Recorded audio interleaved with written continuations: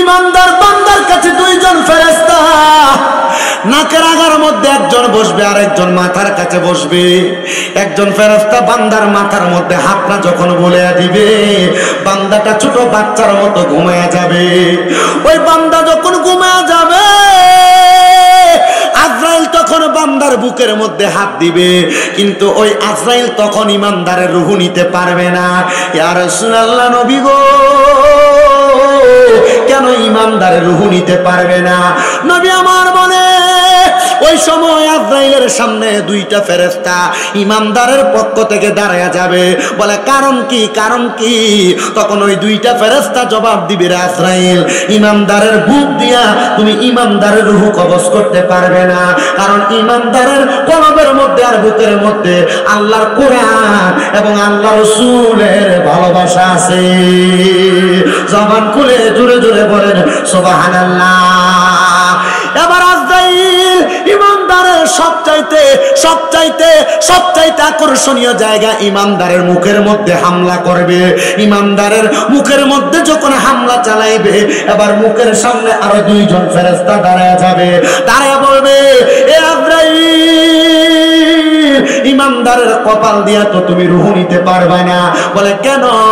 ইমানদার 5 ওয়াক্ত নামাজের মধ্যে আমার আল্লাহকে সেজদা দিয়েছে, সুবহান রাব্বিয়াল আলা বলেছে, এই জন্য ইমানদারের কপাল দিয়া রূহ বাহির করা যাবে না।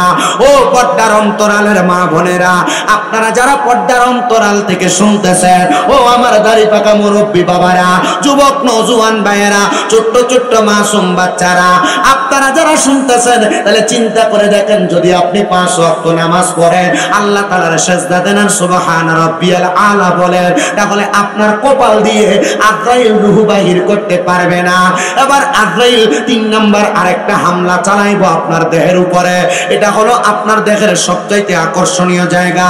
আপনার ডান দিক দিয়ে হামলা করবে, কিন্তু ডান দিক দিয়ে একটা ফেরেশতা হাত দিয়ে বলবে, আজরাইল ডান দিক দিয়ে ইমানদারের রূহটা কবজ করবে না। বলে কেন, কেন, কেন, কেন কবজ করব না? কারণ ডান দিক দিয়ে যে বাধা দিবে, ওই ফেরেশতা হইল ইমানদারের দান এবং সাদেকা। এই আজরাইল ইমানদারের সম্পদ থেকে দান সাদেকা করেছে, ইমানদারের রূহ তুমি ডান দিক দিয়ে কবজ করতে পারবে না। এই আজরাইল এবার বাম দিক দিয়ে যখন হামলা করবে, এবার বাম দিক থেকে আজরাইলকে বাধা দেওয়া হবে। এই আজরাইল ইমানদারের রূহটা তুমি বাম দিক দিয়ে কবজ করতে পারবে না। বলে কেন, কেন? কারণ ইমানদার মা বাবার খেদমত করেছে, আমরা হইলাম ইমানদারের মা বাবার খেদমত। এবার আজরাইল ফিরে যাবে আমার আল্লাহর নাম ওখানের মধ্যে, আল্লাহর কাছে যা ডাক দিয়ে বলবে, আল্লাহ, ও দয়াল আল্লাহ, আপনার বান্দার রূহ বুকের মধ্য দিয়ে কবজ করা যায় না, মুখ দিয়ে কবজ করা যায় না, ডান এবং বাম দিয়ে কবজ করা যায় না। আল্লাহ তাআলা বলবে, এই বান্দার রূহ এমনি কবজ করা যাবে না, কারণ যারা ইমানদার তারা মারা যাওয়ার সময় কালেমা পড়ে মারা যাবে। বান্দা ঘুমায়, বান্দারা এমন ভাবে কষ্ট দিয়ে মাইরো না। আজরাইল রে, যে দাঁড়ায় থাকবা, ইমানদার যখন ঘুম থেকে জাগ্রত হবে, তখন ইমানদারের রূহটা তুমি কবজ করবা। এবার আজরাইল দাঁড়ায় থাকবে, নাকের কাছে যে ফেরেশতা মেশকো আম্বরের আতর নিয়ে আসবে, ওই আতরটা ইমানদার বান্দার ঘরের মধ্যে ছড়ায়া দিবে। বান্দা আতরের সুঘ্রাণ পাইয়া বান্দা চক্ষু খুলে ফেলবে। ওই বান্দা চক্ষু যখন খুলবে, বান্দা চক্ষুটা খোলার সাথে সাথে এবার মাথার কাছের ফেরেশতা জান্নাতে আপেলটা ইমানদার বান্দার সামনে ধরবে। জান্নাতে আপেলের মধ্যে লেখা কালিমে তাইয়্যিবা লা ইলাহা ইল্লাল মুহাম্মাদুর সাল্লাল্লাহু আলাইহি। আপনাদের কালিমা পড়ার আওয়াজ একবার আস্তে দেখা যাচ্ছে। ও মুসলমান, কালিমার আওয়াজ আস্তে করবেন না। কালেমার পতাকা বাংলার আকাশে উঠতেছে, উড়বে, কিন্তু আপনারা কালেমার আওয়াজটা বন্ধ করার কারণে, মুসলমানের কালিমার আওয়াজ আস্তে হওয়ার কারণে বাংলাদেশের মধ্যে রামবামেরা বাংলাদেশের মসজিদে হামলা করতেছে, মুসলমান অ্যাডভোকেটকে হত্যা করলো ইসকন নামক উগ্রবাদী সংগঠনেরা। এবার আপনারা বলেন, আমরা মুসলমান অন্য রামবামদেরকে প্রতিহত করার জন্য কালিমার আওয়াজ বাড়ানোর দরকার আছে না? যায়, তাহলে মুহাব্বতের আওয়াজে পড়েন লা ইলাহা ইল্লাল্লাহ মুহাম্মাদুর রাসূলুল্লাহ সাল্লাল্লাহু আলাইহি ওয়াসাল্লাম। ও মুসলমান,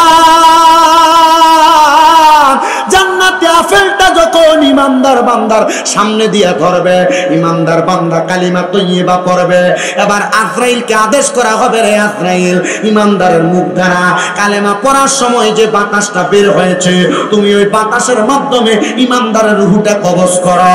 রূহটা কবজ করবে, আজরাইল যখন উপরের দিকে নিয়ে যাবে, এবার জান্নাতের রহমতের ফেরেশতারা আসমানের মধ্যে দাঁড়ায় থাকবে, শত শত হাজার হাজার ফেরেশতারা দাঁড়ায় দাঁড়ায় বান্দাকে বলবে হালা ওয়া সাহালান মারহাবান, স্বাগতম স্বাগতম, বান্দাকে তোমরা গ্রহণ করে নিয়ে যাও।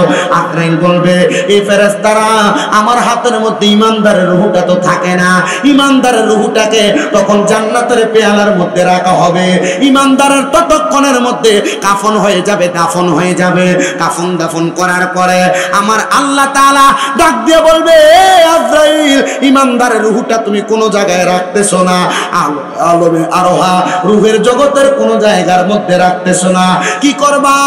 আল্লাহ, ইমানদারের রূহটা কি করবা আপনি বলেন?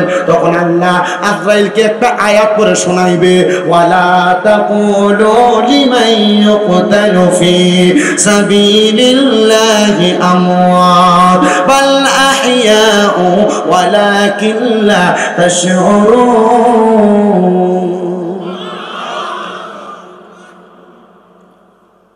এ কোনাতে যে কোনো একজন বুঝছে আয়াতের মানি, জোরে বলছে আল্লাহু আকবার। আল্লাহ তখন ওই আয়াতে কারিমা আজরাইলকে স্মরণ করে দিবেন, ওয়ালা তাকুলু লিমান ইউকতালু ফি সাবিলিল্লাহি আমওয়াত বাল আহইয়াউ ওয়ালাকিন লা তাশউরুন। আল্লাহ বলবে, আজরাইল, যারা ঈমান নিয়ে ইন্তেকাল করেছে, যারা মুমিন হয়ে ইন্তেকাল করেছে, তাদেরকে মৃত বলা যাবে না, মৃত বলা যাবে না। কেন? আল্লাহ বলেন, বাল আহইয়াউন, তারা জিন্দা, ওয়ালাকিন লা তাশউরুন, এদেরকে যারা মৃত বলে ধারণা করে, এরা নির্বোধ, এরা বোকা, এরা বুঝে না। ও মুসলমান, নামাজ পড়া যদি মারা যান, ও মুসলমান, রোজা রাইখা যদি মারা যান, ও মুসলমান, প্রখ্যাত মুমিন হইয়া যদি মারা যান, তাহলে আপনি আসলে মৃত না, এটাকে বলা হয় ইন্তেকাল। আলেম ওলামা আছে, জিজ্ঞাসা করবেন, ইন্তেকাল শব্দের অর্থ মরে যাওয়া না, ইন্তেকাল শব্দের অর্থটা বাবে ইনফিয়ালের ওজনে স্থানান্তরিত হওয়া, জায়গা পরিবর্তন করা। মুমিন ইন্তেকাল করার পর, জায়গা পরিবর্তন করার পর, তারা তাদের কবরের মধ্যে নামাজ আদায় করে, নামাজ আদায় করে, নামাজ আদায় করে। যদি আপনি মুমিন হন, আপনি এমন কষ্ট পাবেন না, তখন মুমিন বান্দার রূহটা আবার মুমিনের মাঝে ফিরিয়ে দেওয়া হবে। মুসলমান, এমন মুমিন হইতে পেরেছেন কিনা আমি জানি না, এমন একজন সাতটা পাক্কা মুমিনের কথা আমি আপনাদেরকে বলতেছি, শোনেন। ওই মুমিনটার বাড়ি হইল গাজওয়াতুল হিন্দের পাশাপাশি এলাকা।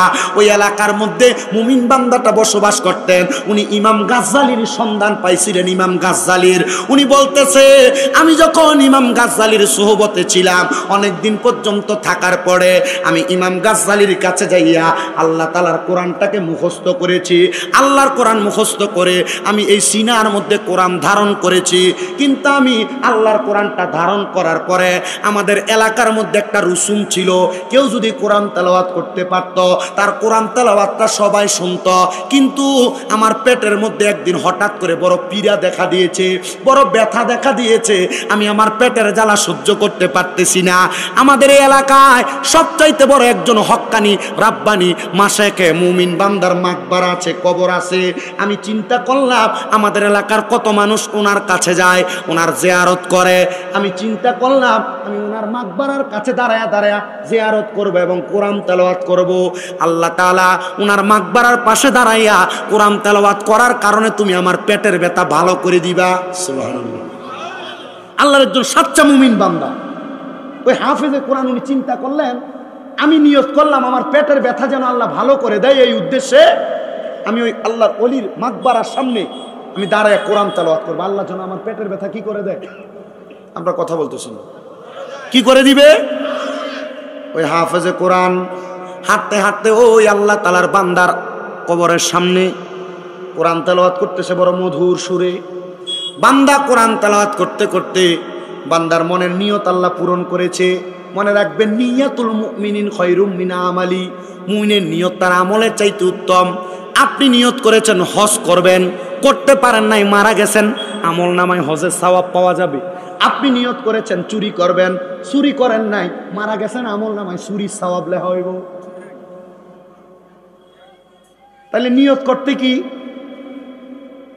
করতে কি সাবধান, নিয়তটা ভালো হওয়া লাগবে। ভালো ভালো নিয়ত করবেন। কেন? ভালো ভালো নিয়ত করে যদি আপনি নাও করতে পারেন, আল্লাহ তাআলা এটার উদ্দেশ্যে আপনাকে কি দান করবেন? বলে না, কি দান করবেন? রাত্রবেলা ঘুমানোর সময় নিয়ত করবেন আমি ফজর পড়ব, পড়তে পারেন নাই, মারা গেছেন, শহীদের মরণ। ফজরের পরে নিয়ত করবেন জোহর পড়ব, কাজকর্ম করতে করতে মনে করেন গাড়ি অ্যাক্সিডেন্টে মারা গেছেন, সওয়াবও আছে, শহীদের সওয়াবও পাইলেন, মারা গেলে জান্নাতে গেলেন। আরো জোরে বললেন না সুবহানাল্লাহ? আল্লাহর কাছে বড় নিয়ত করবেন, আল্লাহ আমি যদি 5 লাখ টাকা পাই, আমি 4 লাখ টাকা আল্লাহর রাস্তায় দান করে দিব। কি বলে নিয়ত করবেন না? আচ্ছা ঠিক আছে, 5 লাখে 4 লাখ দরকার না, আল্লাহ আমি যদি 5 লাখ টাকার মালিক, আমি 2.5 লাখ টাকা দান করব। না, এটা করে না। আমাদের সমাজের মানুষ লক্ষ লক্ষ কোটি টাকার মালিক, কিন্তু তাদের সম্পদ বেশি। এই সম্পদ এরা মানুষকে দিতে চায় না, দান করতে চায় না। হঠাৎ দেখেন তার বাড়িতে আগুন লাগে, ঘরে আগুন লাগে, দোকানে আগুন লাগে, সব পুড়ে ছাই হয়ে যায়। নির্দিষ্ট পরিমাণ যাকাতও আদায় করে না, আছে না নাই?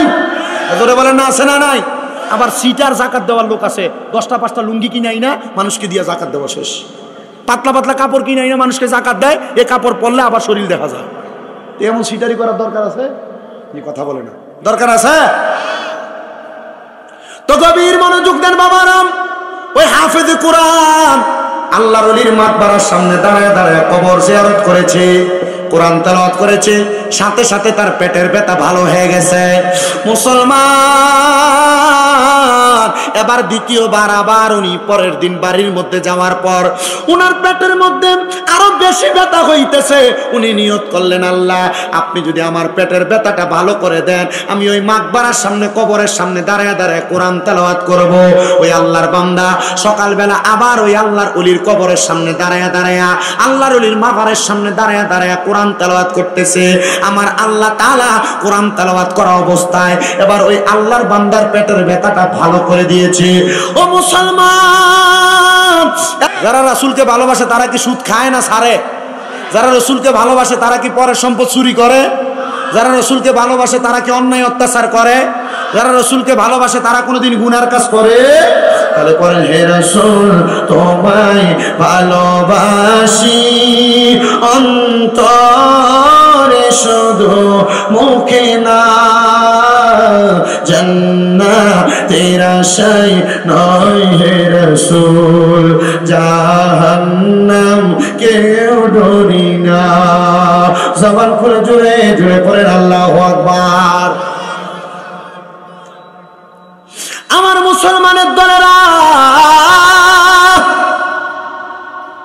আবার তৃতীয় দিন রাত্রবেলা আল্লাহর বান্দা কোরআনে হাফেজ যখন ঘুমাইতে যাবে, এমন টাইমে আবার পেটের মধ্যে বড় পীড়া, পেটের মধ্যে বড় ব্যথা উঠেছে। এবার আল্লাহর বান্দা পেটের ব্যথাটা পাইয়া আবার দৌড়ে আল্লাহর ওলির মাকবারার সামনে চলে গেছে, আল্লাহর ওলির কবরের সামনে চলে গেছে, আল্লাহর ওলির মাজারের সামনে যায় কোরআন তেলাওয়াত করতেছে। কিন্তু গত 2 দিন আল্লাহর বান্দার হাফেজে কোরআনের পেটের ব্যথা ভালো হয়েছে, কিন্তু আজকে আর পেটের ব্যথা ভালো হয় না। এবার পেটের ব্যথা, যত কোরআন তেলাওয়াত করতেছে তত পেটের ব্যথা বাড়তেছে, যত কোরআন তেলাওয়াত করতেছে তত পেটের ব্যথা বাড়তেছে। এবার ওই আল্লাহর বান্দাটা আল্লাহ তাআলার কাছে বারবার বলতেছে, আল্লাহ কোরআন তেলাওয়াত করতেছি, আমার পেটের ব্যথা তো বারবার বাড়তেছে।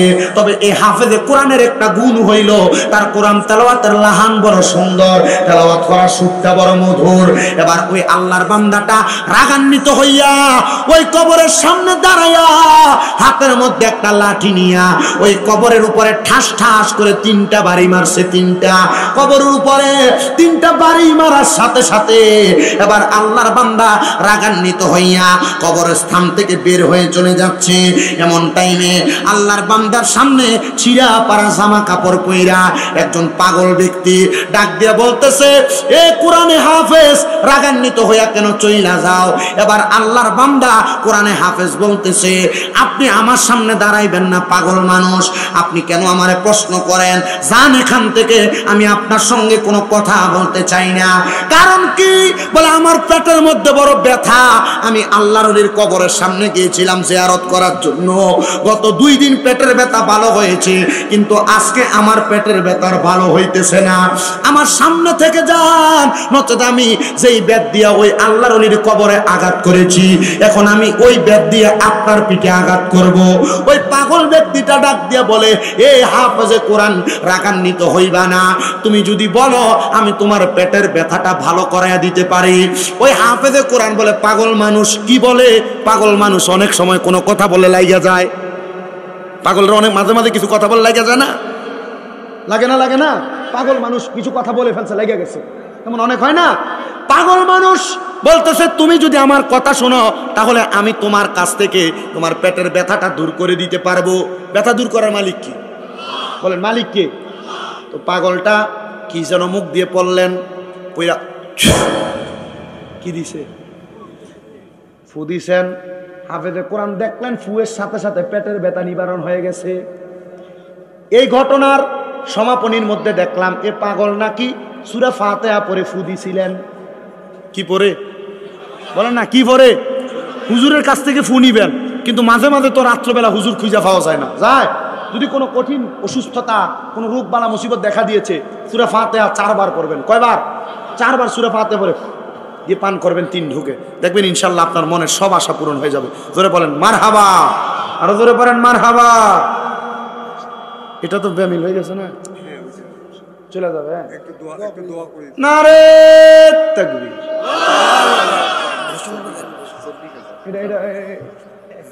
ওই প্রধান অতিথি সাহেব দান করেছেন 40,000 টাকা। জোরে বলি মারহাবা।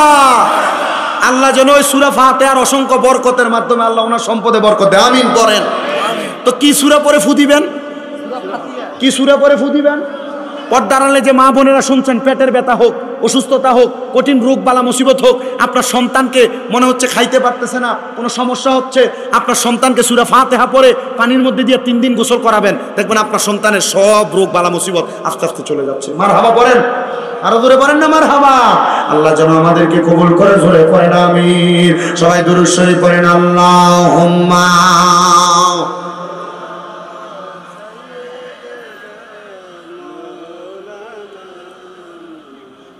ওয়ালা আলি সাইয়্যিদিনা।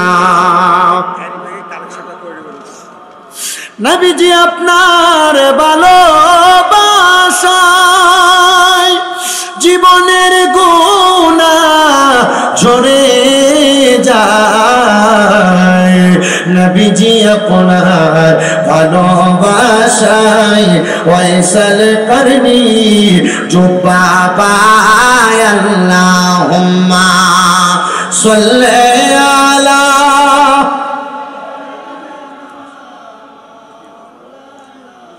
মুহাম্মাদ ওয়া আলা আলি।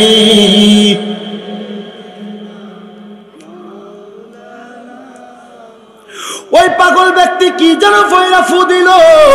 এবার ওই হাফেজে কোরআনের পেটের পীড়া ব্যথা যখন ভালো হয়ে গেছে, হাফেজে কোরআন ডাক দিয়ে কয়, পাগল কি পয়রা ফু দিছ? আমার পেটের ব্যথাটা ভালো হয়ে গেল, তুমি একবার কি আমারে বলতে পারবা নাকি? এবার ওই পাগল বলে, না না না, আমি তোমার ওই কারণটা বলবো না। বলে কারণ কি? বলে তোমার গতকালকে পেটের ব্যথা ভালো হয়েছিল, তুমি এটার কারণ জানছো কোরআন তেলাওয়াত। এর আগেও ভালো হয়েছিল, তুমি জানছো কোরআন তেলাওয়াত। এ পাগলা, এ হাফেজে কোরআন, গতকাল এখন যে আসার সময় কবরের উপর 3টা বাড়ি দিছো? বলে হ্যাঁ। বলে এই 3টা বাড়ি যে দিলা, এই 3টা বাড়ি কি তুমি দেখছো? বলে দেখতে চাও? বলে হ্যাঁ। বলে 3টা বাড়ি। ওই পাগলটা হাফেজে কোরআনকে পিঠটা উপরের কাপড়টা তোলা দিয়া বলতেছে, দেখো 3টা দাগ আমার পিঠে দেখা যায় কিনা। হাফেজে কোরআন অবাক হয়ে গেছে, কবরে বাড়ি দিলাম, আপনার পিঠে দাগ আসতো কোথা থেকে? মারহাবা বলেন। আপনার পিঠে দাগ আসতো কোথা থেকে? হুজ্জাতুল্লাহিল আলামিন কিতাবের মধ্যে ঘটনাটা উল্লেখ করা। ওই ছেলেটা কোরআনে হাফেজ, একটা লাফ দিয়ে ওই পাগলটার পায়ের মধ্যে জড়ায়া ধরছে, যারা বলতেছে হুজুর আপনি কি সেই ব্যক্তি যার কবরের উপর আমি বাড়ি দিয়েছি? আরে আপনি যদি হন, আপনি না আপনার কবরে থাকার কথা, আপনি কেন এভাবে ঘুরেন? মনে রাখবেন আল্লাহর মুমিন বান্দারা, নেককার বান্দারা এলাকার আশেপাশে যখন কোনো ভালো ভালো কাজ হয় তখন ঘুরে বেড়ায়, যখন কোরআন তেলাওয়াত হয়, যখন ভালো ভালো দুরূদ শরীফের দোয়ার কাজ হয়, তখন আল্লাহ তাআলা ওই নেককার বান্দাদের রূহকে ছেড়ে দেয়। এবার হাফেজে কোরআন বলে হুজুর তাহলে আপনি আমাকে বলেন, আপনার পিঠের মধ্যে যে আমি বাড়ি দিলাম, গত 2 দিন কোরআন পড়ার কারণে আমার পেটের ব্যথা ভালো হয়ে গেল, আজকে পড়লাম আমার পেটের ব্যথা বাড়লো কেন? আমি রাগান্বিত হয়ে আপনার কবরের উপর আঘাত করেছি, যদি আমার পেটের ব্যথা ভালো হয়ে যাইতো আমি তো আপনার আঘাত করতাম না। উনি বলেন এ পাগলা হাফেজে কোরআন মানুষ, শোনো আমি কেন তোমাকে উত্তরটা দিতেছি, একটু মনোযোগ দিয়ে শুনবা। গত 2 দিন তুমি যে কোরআন তেলাওয়াত করেছো, তোমার তেলাওয়াতটা আমার কাছে বড় ভালো লেগেছে, বড় মধুর লেগেছে, বড় সুন্দর লেগেছে। এজন্য আমি আমার আল্লাহকে বলেছি, আল্লাহ সে যে তা আমার কবরের পাশে দাঁড়ায় কোরআন পড়ছে, তুমি তার পেটের ব্যথা ভালো করে দাও। আল্লাহ ব্যথা ভালো করে দিয়েছে। এ পাগল, দ্বিতীয়বার যখন তুমি কোরআন পড়েছো, আল্লাহকে বললাম আল্লাহ তুমি তার পেটের ব্যথাটা ভালো করে দাও, আল্লাহ ভালো করে দিয়েছে। কিন্তু তৃতীয়বার যখন তুমি তেলাওয়াত করেছো, তোমার তেলাওয়াতটা আমার কাছে বড় ভালো লেগেছে। বলে কি তেলাওয়াত করেছো?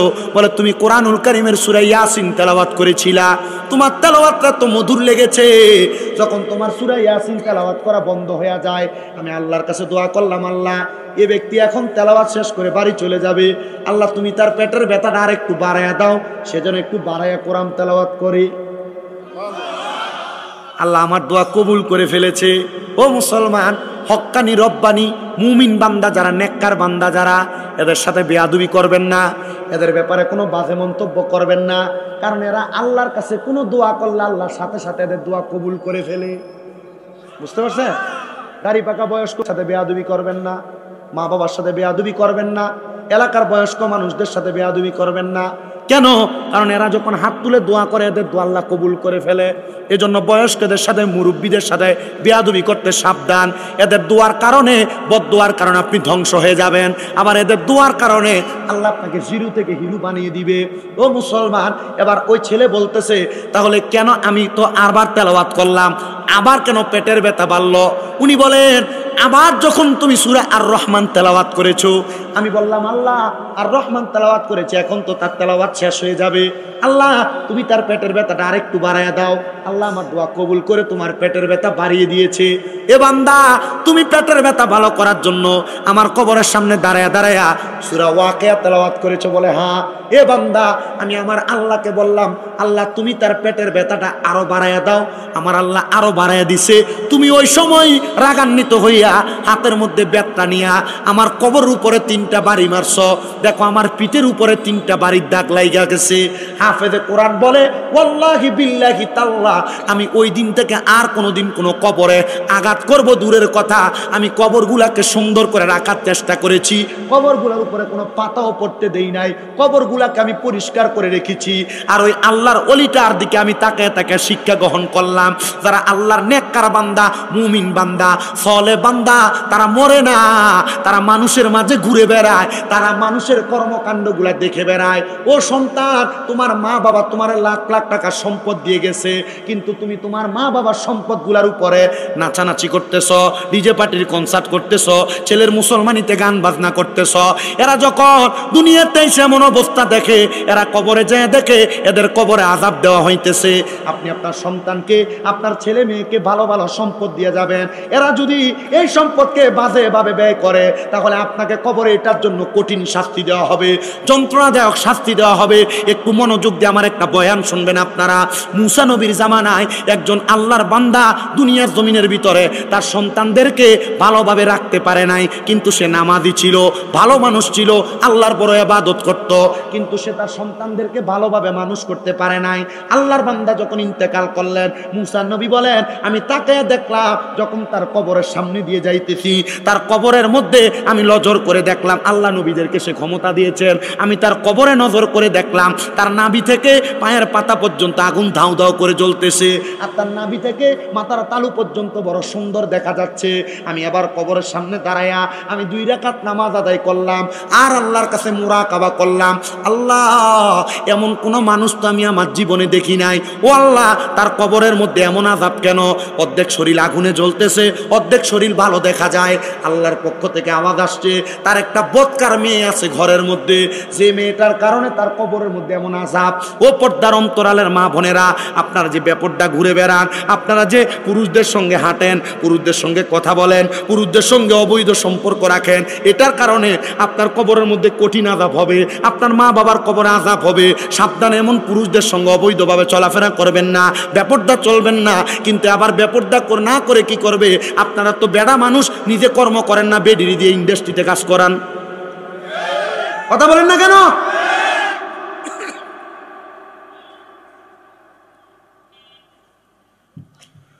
বড় সাবধান। একটা মেয়ে বেপরদা হওয়ার কারণে তার বাবার কবরে আযাব হয়, তার ভাইয়ের কবরে আযাব হয়, তার স্বামীর কবরে আযাব হয়, তার ছেলের কবরে আযাব হয়। নবীর হাদিস পড়ে শিখলাম, একটা মেয়ের কারণে 4 জন পুরুষ মানুষ দোজখে যায়। কয়জন? আপনাদের যাদের মেয়ে আছে, মেয়েকে যে বেপরদা চুল ছেড়ে দিয়ে রাস্তায় ছেড়ে দেন, মনে রাখবেন আল্লাহর কোরআন বলে ওয়াকরনা ফি বুয়ুতিকুন্না ওয়ালা তাবাররুজনা তাবাররুজাল জাহিলিয়াতিল উলা, তোমরা তোমাদের নারীদেরকে জাহিলিয়া যুগের মহিলাদের মতো বের হতে দিবা না, দিবা তো এরা ইফতিজিং এর শিকার হবে। ও মুসলমান, আপনি যদি আপনার নিজের মেয়েটাকে পর্দা না করান, এ মেয়েটা বেপরদা হওয়ার কারণে জাহান্নামের আগুনের মধ্যে আপনি বাবারে জ্বালানো হবে। অনেকে আছেন আপনারা আপনাদের বোনকে পর্দা করান না। নবী আমার বলে, কোনো ভাই যদি তার বোনকে পর্দা না করায়, তাহলে ওই ভাই বোনটা বেপরদা থাকার কারণে তার ভাইকে জাহান্নামের আগুনের মধ্যে জ্বালানো হবে। এখানে যারা আছেন আপনারা অনেকে হয়তো বিবাহ করেছেন, বিবাহ করার পর আপনি যে আপনার স্ত্রীকে পর্দা করান না, আপনার স্ত্রীর কারণে আপনি নিজে জাহান্নামের আগুনে জ্বলবেন। কারণ হইল আপনার স্ত্রী বেপরদা, এ বেপরদা স্ত্রীর কারণে আপনি স্বামী দোজখী। এখানে আমরা যারা আছি, কোনো না কোনো মায়ের সন্তান, কোনো সন্তান যদি তার মাকে পর্দা না করায়, তাহলে ওই সন্তান মাকে বেপরদা চালানোর কারণে, ওই মায়ের কারণে সন্তান পর্যন্ত দোজখে যাবে। কিন্তু আমাদের সমাজ এত নিকৃষ্ট হয়ে গেছে, দেবর ভাবির সাথে, ভাবি দেবরের সাথে কত সুন্দর কথা বলতেছে, চাচতো ভাই চাচতো বোনের সাথে কত সুন্দর কথা বলতেছে, কিন্তু নবী আমার বলে একটা ভাবির জন্য তার দেবর হলো মৃত্যুর মতো, কালসাপের মতো। কালসাপ কামড় দিলে মানুষ যেমন মারা যায়, একটা দেবরের সামনে ভাবি তেমন গেলে সেই ভাবিটা ইন্তেকাল করার মতো হয়ে যায়।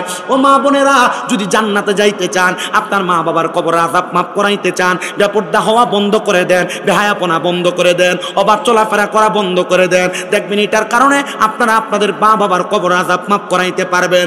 মুসা নবী বলেন, আমি আবার ওই কবরের সামনে থেকে ওই ব্যক্তির বাড়ির কাছে গেলাম, যাইতে যাইতে যা দেখলাম ওই ব্যক্তির মেয়েটা অনেক সম্পদের মালিক, ঘরের মধ্যে সাজায় গুছিয়ে রাখছে। ওই সম্পদের মালিক ওয়ালা মেয়েটা তার বাবার জন্য কোনো কিছু করতেছে না। মুসা নবী ডাক দিলেন, এ আল্লাহর বান্দি, তোমার আব্বা কোথায়? বলে, আমার আব্বা ইন্তেকাল করেছে। তুমি কি চাও না আল্লাহ তাআলা তোমার আব্বার কবরটারে জান্নাতের বাগান বানিয়ে দেয়? মেয়েটা বলতেছে, হুজুর আমার আব্বাকে আল্লাহ তাআলা জান্নাতের বাগান বানিয়ে দিবে, এটা আপনি কেন বলতে আসছেন? আমি মেয়ে তো ভালোই বুঝি, আপনারা ভালোই বুঝেন, কিন্তু বুঝেন কিন্তু আমল করেন না। মেয়েটা বলে, আমার এখান থেকে যাও মিয়া সাহেব, তুমি আমার কোনো কথা বলা লাগবে না। এবার ওই মেয়েটা রাগান্বিত হইয়া এবার আল্লাহর ওলি মানে আল্লাহর নবীর দিকে উনি একটু পানি মিলা এভাবে মারছেন, ছিটা মারছেন। পানি কি করছেন? ছিটা পানি নিক্ষেপ করলেন। মুসা নবী রাগান্বিত হইয়া, গরম নবী আজরাইল ওনারে ডরাইতো, আজরাইল ভয় পাইতেন মুসা নবীকে, আজরাইল ভয় পাইতো। মুসা পয়গম্বর আবার ওই কবরের সামনে দিয়ে যাওয়ার সময় লক্ষ্য করে দেখতেছেন ওই কবরের মধ্যে ওই ব্যক্তির কবরে আর আযাব নাই। মুসা নবী 2 রাকাত নামাজ পড়লেন আর আমার আল্লাহ তাআলার কাছে জবাব চাইলেন, আল্লাহ এ ব্যক্তির কবরে আযাব, কিন্তু বাড়ির মধ্যে যাওয়ার পর তার মেয়ে আমার সাথে যে আচরণ করলো, তার কবরের মধ্যে তো আরো বেশি আযাব হওয়ার কথা, আমি নবীকে কষ্ট দিয়েছে। ও আল্লাহ, আপনি বলেন না তার কবরের মধ্যে কেন আযাবটা বন্ধ হয়েছে? আমার আল্লাহর পক্ষ থেকে জবাব দে, মুসা তার কবরের আযাব বন্ধ হওয়ার কারণ হইলে একটা, এ মেয়েটা যখন তোমার পানি নিক্ষেপ করে, মেয়েটা পানি নিক্ষেপ করার সময় একটা ব্যাঙ তার ছোট ছোট বাচ্চাদেরকে তার পেটের নিচে ঢুকে রাইখা একটা সিল পাখি থেকে বাঁচানোর চেষ্টা করেছিল। ব্যাঙটা দোয়া করছে, আল্লাহ এই মুহূর্তে যদি আমাকে কেউ একটু পানির ব্যবস্থা করে দিত, তুমি তার উপর রহম করবা, তার উপর দয়া করবা।